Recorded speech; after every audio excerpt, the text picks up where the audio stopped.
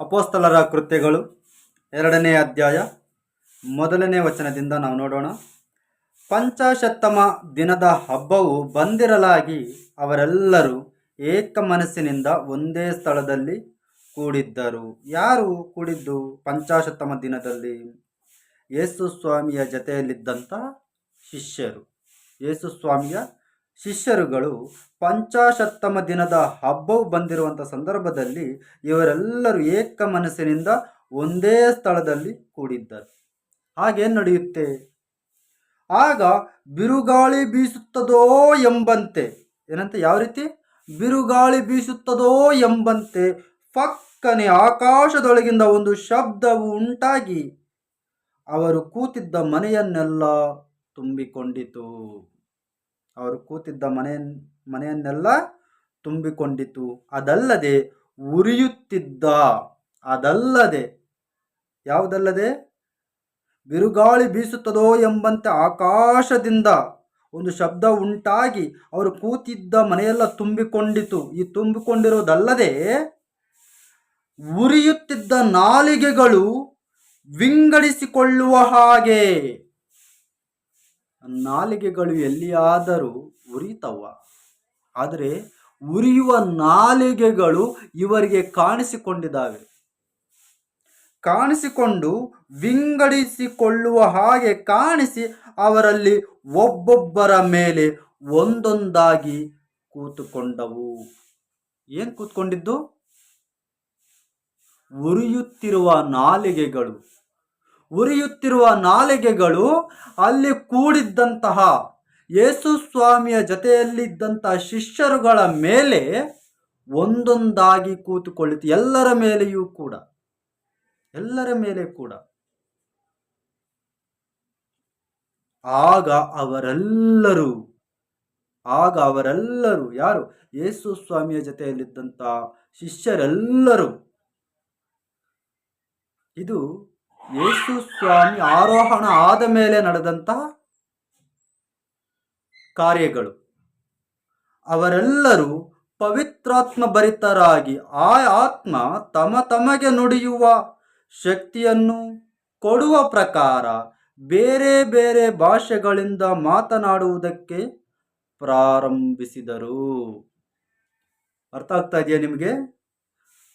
ಆ ಉರಿಯುತ್ತಿದ್ದ ನಾಲಿಗೆಗಳು ಒಬ್ಬೊಬ್ಬರ ಮೇಲೆ ಒಂದೊಂದಾಗಿ ಕೂತುಕೊಳ್ಳುವಾಗ ಏನು ನಡೆಯಿತು? ಅವರೆಲ್ಲರೂ ಅಂತೆ ಪವಿತ್ರಾತ್ಮ ಭರಿತರಾಗಿ ಆಯಾತ್ಮ ತಮಗೆ ನುಡಿಯುವ ಶಕ್ತಿಯನ್ನು ಕೊಡುವ ಪ್ರಕಾರ. ಏನಂತೆ? ಆಯಾತ್ಮ. ಯಾಯಾತ್ಮ? ಇವರ ಮೇಲೆ ಬಂದಿರುವಂತಹ ಆತ್ಮ, ಪವಿತ್ರಾತ್ಮ. ಇವರೆಲ್ಲರೂ ಪವಿತ್ರಾತ್ಮ ಭರಿತರಾಗಿದ್ದಾರೆ.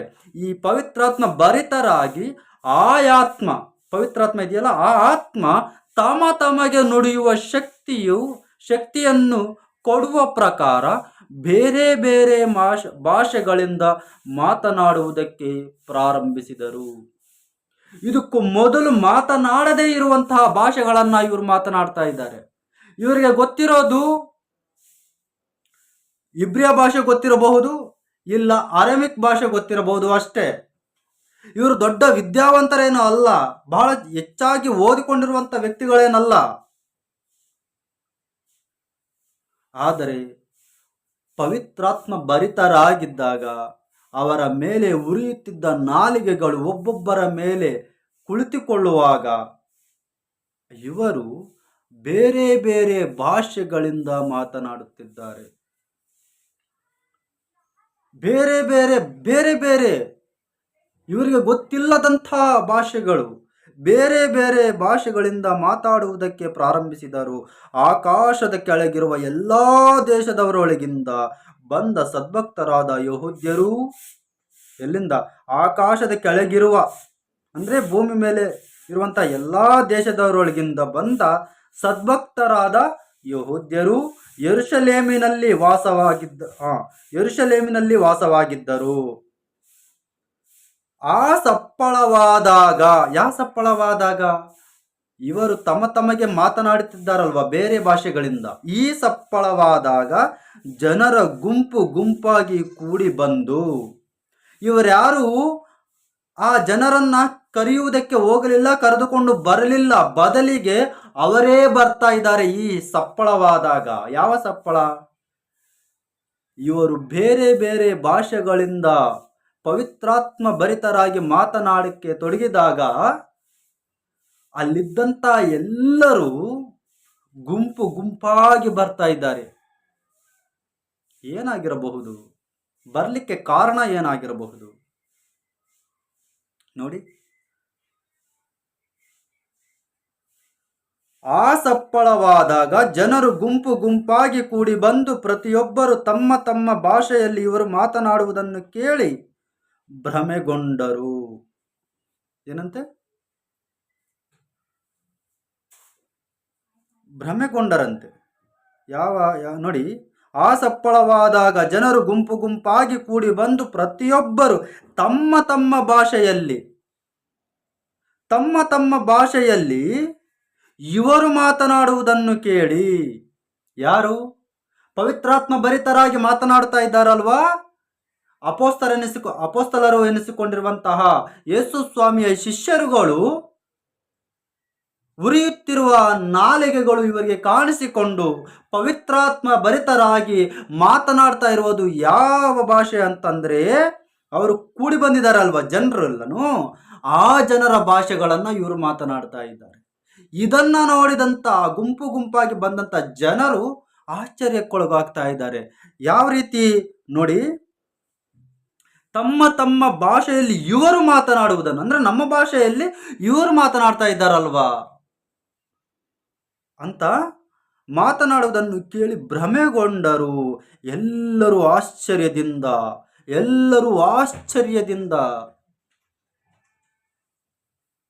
ಅರ್ಥ ಆಗ್ತಾ ಇದೆಯಾ ನಿಮಗೆ? ಎಲ್ಲರೂ ಆಶ್ಚರ್ಯಕ್ಕೆ ಒಳಗಾಗಿದ್ದಾರೆ. ಯಾಕಂತಂದ್ರೆ ಇವರುಗಳು ಮೀನುಗಳು ಹಿಡಿಯುತ್ತಿದ್ದಂಥ ವ್ಯಕ್ತಿಗಳು, ಸರಿಯಾದ ರೀತಿಯಲ್ಲಿ ವಿದ್ಯಾಭ್ಯಾಸ ಇಲ್ಲದಂಥವರು, ಗಲೀಲಿಯಾದವರು. ಆದ್ರೆ ಇವರು ಈ ರೀತಿಯಾಗಿ ಮಾತನಾಡ್ತಾ ಇದ್ದಾರೇನು? ಇವ್ರಿಗೆ ಎಲ್ಲಿಂದ ಬಂತು ಈ ಜ್ಞಾನ? ಆಶ್ಚರ್ಯಕ್ಕೊಳಗಾಗ್ತಾ ಇದ್ದಾರೆ ಅಲ್ಲಿಗೆ ಬಂದಂತ ಜನರಲ್ರು. ನೋಡಿ ಯಾವ ರೀತಿ ನಮ್ಮ ಹುಟ್ಟು ಭಾಷೆಯಲ್ಲಿ ಎಲ್ಲರೂ ಆಶ್ಚರ್ಯದಿಂದ ಬೆರಗಾಗಿ ಯುಗೋ ಮಾತನಾಡುತ್ತಿರುವ ಇವರೆಲ್ಲರೂ ಗಲೀಲಿಯಾದವರಲ್ಲವೇ? ಗಲೀಲಿಯಾ ಅಂತಂದ್ರೆ ಸಮುದ್ರ ತೀರದಲ್ಲಿದ್ದಂಥ ವ್ಯಕ್ತಿಗಳು. ಅವರ ಕೆಲಸ ಏನು? ಮೀನುಗಳನ್ನ ಹಿಡಿದು ಅವರು ಅಲ್ಲಿರುವಂತ ಸಣ್ಣ ಸಣ್ಣ ಕೆಲಸಗಳನ್ನ ಮಾಡಿಕೊಂಡು ಜೀವನ ಮಾಡ್ತಾ ಇದ್ದಂತ ವ್ಯಕ್ತಿಗಳು. ಇವರು ನಮ್ಮ ಭಾಷೆಯಲ್ಲಿ ಮಾತನಾಡ್ತಾ ಇದ್ದಾರೆ ಅಲ್ವಾ? ಆಶ್ಚರ್ಯ ನೋಡಿ. ಇವರೆಲ್ಲರೂ ಗಲೀಲಿಯಾದವರಲ್ಲವೇ? ನಾವು ಪ್ರತಿಯೊಬ್ಬರು ನಮ್ಮ ಹುಟ್ಟು ಭಾಷೆಯಲ್ಲಿ ಇವರು ಮಾತನಾಡುವುದನ್ನು ಕೇಳುತ್ತೇವಲ್ಲ. ನಮ್ಮ ಹುಟ್ಟು ಭಾಷೆಯಲ್ಲಿ ಇವರು ಮಾತನಾಡುವುದನ್ನು ಕೇಳುತ್ತೇವಲ್ಲ. ಇದು ಹೇಗೆ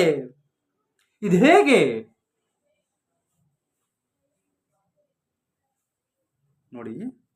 ಪಾರ್ಥ್ಯರು, ಅಲ್ಲಿಗೆ ಬಂದಂತ ಜನರು ಯಾವ ಭಾಷೆಯವರು ಅನ್ನೋದು ಇಲ್ಲಿ ನಮಗೆ ಬಹಳ ಸ್ಪಷ್ಟವಾಗಿ ಕಾಣಿಸುತ್ತೆ. ಪಾರ್ಥ್ಯರು, ಮೇದ್ಯರು, ಎಲಾಮ್ಯರು, ಮೆಸಪೋತಾಮ್ಯ, ಯೂದಾಯ, ಕಪ್ಪದೋಕ್ಯ, ಪೊಂತ, ಆಸ್ಯ, ಪೃಗ್ಯ, ಪಂಪುಲ್ಯ, ಐಗುಪ್ತ, ಕುರೇನಿಯ ಮಗ್ಗಲಲ್ಲಿರುವ ಲಿಬ್ಯ, ಈ ಸೀಮೆಗಳಲ್ಲಿ ವಾಸವಾಗಿರುವವರು, ರೋಮಾಪುರದಿಂದ ಬಂದು ಇಳಿದಿರುವ ಯಹೂದ್ಯರು, ಯಹೂದ್ಯ ಮತಾವಲಂಬಿಗಳು, ಕೇತ್ಯರು, ಅರೇಬಿಯಾದವರು ಆಗಿರುವ.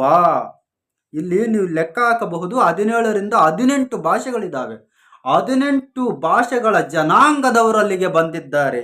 ಅಲ್ಲಿಗೆ ಬಂದಂತ ಜನರು ನೋಡಿ, ಇಷ್ಟು ಜನರು ಆಗಿರುವ ನಾವು ನಮ್ಮ ಭಾಷೆಗಳಲ್ಲಿ ಯಾರ್ಯಾರಂತೆ ಇನ್ನೊಂದ್ಸರಿ ನೋಡಿ ಓದ್ತೀನಿ.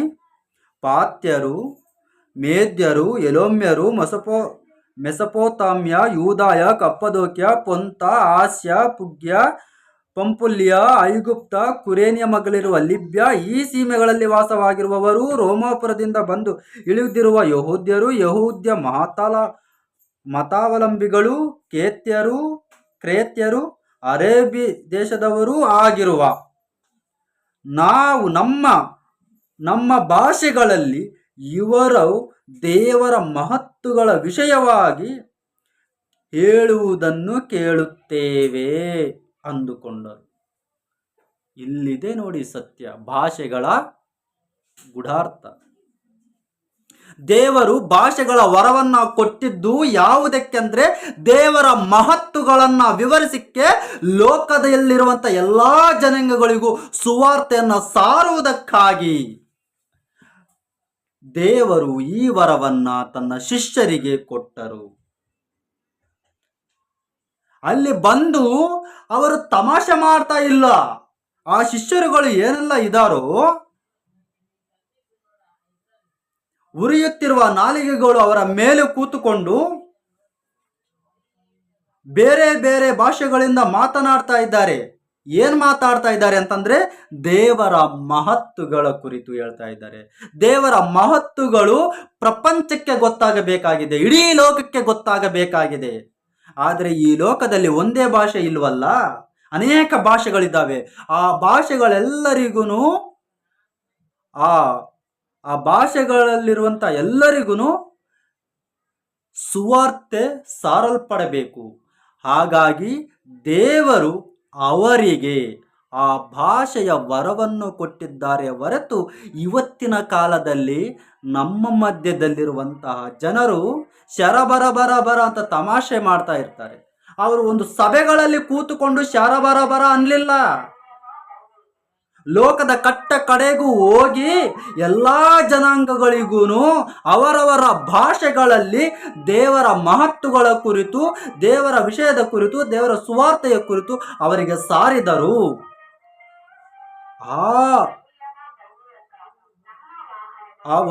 ಆ ಭಾಷೆಯ ವರದ ನಿಮಿತ್ತ ಇಡೀ ಇವತ್ತು ಜಗತ್ತೇ ಯೇಸು ಕ್ರಿಸ್ತನ ಕಡೆಗೆ ತಿರುಗಿಕೊಂಡಿದೆ.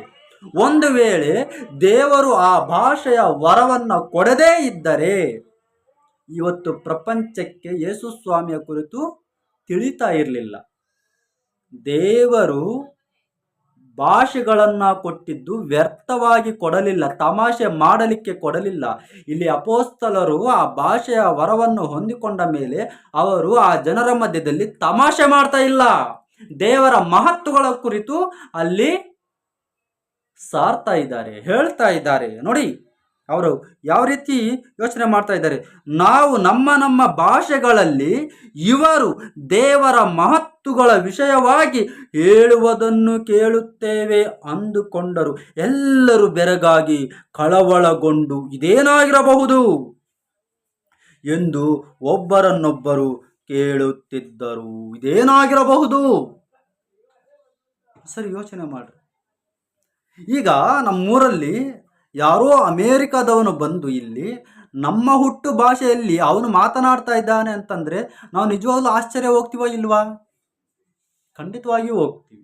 ಯಾಕಂತಂದ್ರೆ ಅಮೇರಿಕಾದಲ್ಲಿ ನಮ್ಮ ಭಾಷೆ ಇಲ್ಲ, ನಮ್ಮ ಹಳ್ಳಿ ಭಾಷೆ ಇರೋದಿಲ್ಲ. ಅವನು ಬಂದಿದ್ದೇ ಫಸ್ಟ್ ಟೈಮು, ಬಂದು ನಮ್ಮ ಹುಟ್ಟು ಭಾಷೆಯಲ್ಲಿ ಅವನು ಮಾತನಾಡಿದ್ರೆ ಖಂಡಿತವಾಗಿ ನಾವು ಆಶ್ಚರ್ಯಗೊಳಗಾಗ್ತೀವಿ. ಇವನೆಂಗಪ್ಪ ಮಾತಾಡ್ತಾ ಇದ್ದಾನೆ ನಮ್ಮ ಭಾಷೆ ಅಂತ. ಅದೇ ರೀತಿಯಾಗಿ ಅವತ್ತಿನ ದಿನದಲ್ಲಿ ಈ ಅಪೋಸ್ತಲರು ಈ ಒಂದು ಭಾಷೆಗಳನ್ನು ಮಾತನಾಡುತ್ತಿರುವಾಗ ಅಲ್ಲಿರುವಂಥ ಎಲ್ಲಾ ಜನರು ಆಶ್ಚರ್ಯಕ್ಕೆ ಒಳಗಾದರು. ಇದು ಈ ಭಾಷೆಗಳ ವರಗಳ ಹಿಂದಿನ ಒಂದು ಆಂತರ್ಯ ನೋಡಿ. ಕೆಲವರು ಇವರು ಮದ್ಯಪಾನಿ ಮಾಡಿ ಮತ್ತರಾಗಿದ್ದಾರೆಂದು ಹಾಸ್ಯ ಮಾಡಿದರು. ಅಲ್ಲಿ ಕೆಲವರು ಇರ್ತಾರಲ್ವಾ, ಎಲ್ಲರೂ ಒಂದೇ ರೀತಿಯಾಗಿ ಇರೋದಿಲ್ವಲ್ಲ. ಅಲ್ಲಿ ಕೆಲವರು ಯಾವ ರೀತಿ ಯೋಚನೆ ಮಾಡ್ತಾ ಇದ್ರು, ಇವರು ಮದ್ಯಪಾನ ಮಾಡಿ ಮತ್ತರಾಗಿದ್ದಾರೆಂದು ಹಾಸ್ಯ ಮಾಡಿದರು. ಅಂದ್ರೆ ಇವ್ರು ಬಂದು ಇಲ್ಲಿರೋರೆಲ್ಲರನ್ನು ಏನೋ ಕುಳಿದು ಅವ್ರಿಗೆ ಇಷ್ಟ ಬಂದಂಗೆ ಅವ್ರು ಮಾತಾಡ್ತಾ ಇದ್ದಾರೆ ಬಿಡು ಅಂತ ಕೆಲವರು ಭಾವಿಸ್ತಾ ಇದ್ದಾರೆ ಇಲ್ಲಿ. ಆಗ ಪೇತ್ರನು 11 ಮಂದಿ ಅಪೋಸ್ತಲರ ಸಹಿತ ಎದ್ದು ನಿಂತು ಗಟ್ಟಿಯಾದ ಧ್ವನಿಯಿಂದ ಅವರಿಗೆ ಹೀಗೆ ಪ್ರಸಂಗ ಮಾಡಿದನು. ಯೆಹೂದ್ಯರೇ, ಯೆರೂಸಲೇಮಿನಲ್ಲಿ ವಾಸವಾಗಿರುವ ಎಲ್ಲಾ ಜನರೇ, ಈ ಸಂಗತಿ ಏನೆಂದು ನಿಮಗೆ ಗೊತ್ತಾಗುವ ಹಾಗೆ ನನ್ನ ಮಾತಿಗೆ ಕಿವಿಗೊಡಿರಿ. ಹೇಳ್ತಾ ಇದ್ದಾನೆ, ಪೇತ್ರನ ಹೇಳ್ತಾ ಇದ್ದಾನೆ ಗಟ್ಟಿಯಾಗಿ. ಯಾಕಂತಂದ್ರೆ ಯಾರ್ಯಾರು ಯಾವ ರೀತಿಯಲ್ಲಿ ಯೋಚನೆ ಮಾಡ್ತಾ ಇದ್ದಾರೆ ಅಂತ ದೇವರಾತ್ಮನು ಪೇತ್ರನಿಗೆ ತಿಳಿಸಿದನು. ಯಾವಾಗ ತಿಳಿಸಿದನು? ಅವರಿಗೆ ಈ ಪೇತ್ರನು ಹೇಳ್ತಾ ಇದ್ದಾನೆ ಏನಂತ ನೋಡಿ. ಯೆಹೂದ್ಯರೇ, ಯೆರೂಸಲೇಮಿನಲ್ಲಿ ವಾಸವಾಗಿರುವ ಎಲ್ಲಾ ಜನರೇ, ಈ ಸಂಗತಿ ಏನೆಂದು ನಿಮಗೆ ಗೊತ್ತಾಗುವ ಹಾಗೆ ನನ್ನ ಮಾತಿಗೆ ಕಿವಿಗೊಡಿರಿ. ಅಂದ್ರೆ ನನ್ನ ಮಾತಿಗೆ ನೀವೇನು ಮಾಡಬೇಕು? ಕಿವಿಗೊಡಿರಿ. ನೀವು ಭಾವಿಸಿದಂತೆ ಇವರು ಅಮಲೇರಿದವರಲ್ಲ. ಈಗ ಬೆಳಿಗ್ಗೆ 9 ಗಂಟೆಯಾಗಿದೆಯಷ್ಟೇ. ಆದರೆ ಇದು ಪ್ರವಾದಿಯಾದ ಯೋವೇಲನ ಮೂಲಕವಾಗಿ ಹೇಳಿಸಿದ ಸಂಗತಿ. ಏನಂತೆ? ಇವರು ಅಮಲೇರಿದವರಲ್ಲ. ಈಗ ಬೆಳಿಗ್ಗೆ 9 ಆಗಿದೆ. ನೀವು ಅಂದುಕೊಂಡಾಗೆ ಇವರು ಕುಡಿದಿರೋರಲ್ಲ. ಯಾಕಂತಂದ್ರೆ ಇನ್ನು 9 ಗಂಟೆ ಆಗಿದೆ. 9 ಗಂಟೆಗೆ ಯಾರು ಕುಡಿತಾರೆ? ಇದು ಅದಲ್ಲ. ಕುಡಿದು ಅಮಲೇರಿದಲ್ಲ ಇವರು. ಇನ್ನು 9 ಗಂಟೆ. ಇದೇನು ನಡೀತಾ ಇದೆ ಅಂತಂದ್ರೆ ಪ್ರವಾದಿಯಾದ ಯೋವೇಲನ ಮೂಲಕವಾಗಿ ಹೇಳಿಸಿದ ಸಂಗತಿ. ಯೋವೇಲನು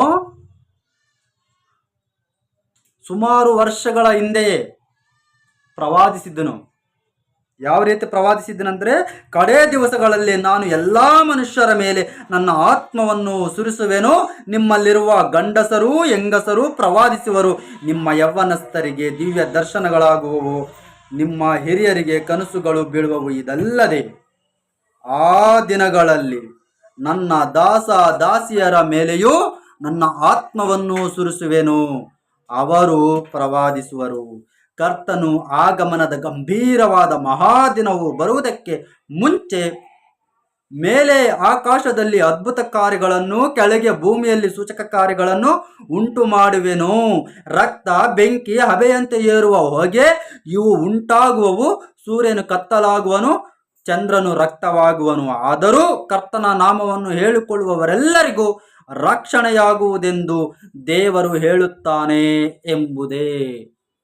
ಇದು ಪ್ರವಾದಿಯಾದ ಯೋವೇಲನು ಹೇಳಿದಂತಹ ಮಾತು, ಪ್ರವಾದಿಸಿದಂತಹ ಮಾತು. ಅದು ಈಗ ನೆರವೇರಿದೆ ಅಂತ ಪೇತ್ರನು ಹೇಳ್ತಾ ಇದ್ದಾನೆ. ಇವರು ಕುಡಿದು ಅಮಲೇರಿದವರಲ್ಲ. ಯೋವೇಲನ ಹೇಳಿದ ಪ್ರವಾದನೆ ಈಗ ನೆರವೇರಿದೆ. ಅರ್ಥ ಆಗ್ತಾ ಇದೆಯಾ? ಬಹಳಷ್ಟು ಜನರು ಇವತ್ತು ಭಾಷೆಗಳಂದ್ರೆ ಸಭೆಗಳಲ್ಲಿ ಶರಬರಬರ ಅಂತ ಇರ್ತಾರೆ. ಈ ರೀತಿಯಾದಂಥ ಭಾಷೆ ಅಸಲು ಯಾವುದಕ್ಕೂ ಉಪಯೋಗವಿಲ್ಲದಂಥದ್ದು ದೇವರೇನು ಕೊಡ್ತಾರೆ? ದೇವರ ಹೊತ್ತಿನ ದಿನದಲ್ಲಿ ಭಾಷೆ ಕೊಟ್ಟಿದ್ದು ದೇವರ ವಿಷಯವಾಗಿ ಸುವಾರ್ತೆ ಸಾರುವುದಕ್ಕೋಸ್ಕರ ಭಾಷೆಗಳನ್ನು ಕೊಟ್ಟಿದ್ದು. ನೀವು ಸಭೆಗಳಲ್ಲಿ ನಿಂತು ತಮಾಷೆ ಮಾಡಲಿಕ್ಕಲ್ಲ, ಜನರ ಮುಂದೆ ಅಥವಾ ಲೋಕದವರ ಮುಂದೆ ದೇವರ ನಾಮವನ್ನ ದೂಷಣೆ ಮಾಡುವುದಕ್ಕಲ್ಲ. ನೆನಪಲ್ಲಿರಬೇಕು. ಹಾಗಾಗಿ ಪ್ರತಿಯೊಬ್ಬರು ಯಾವ ರೀತಿ ಪವಿತ್ರಾತ್ಮ ಯಾವ ರೀತಿ ಕಾರ್ಯ ಮಾಡುತ್ತೆ, ಭಾಷೆಗಳೆಂದರೆ ಏನು ಅನ್ನುವುದನ್ನ, ವರಗಳೆಂದರೆ ಏನು, ಎಲ್ಲದರ ಕುರಿತು ನಿಮಗೆ ಒಂದು ಅವಗಾಹನ ಬೇಕಾಗಿದೆ. ಇಲ್ಲ ಅಂತಂದ್ರೆ ಅನೇಕ ಸುಳ್ಳು ಬೋಧಕರು ಬಂದು ನಿಮ್ಮನ್ನ ತಲೆ ಕೆಡಿಸಿ ನಿಮ್ಮನ್ನ ನಾಶನದ ಮಾರ್ಗದೊಳಗೆ ಕರೆದುಕೊಂಡು ಹೋಗ್ತಾರೆ. ಎಚ್ಚರಿಕೆಯಿಂದ ಇರಿ.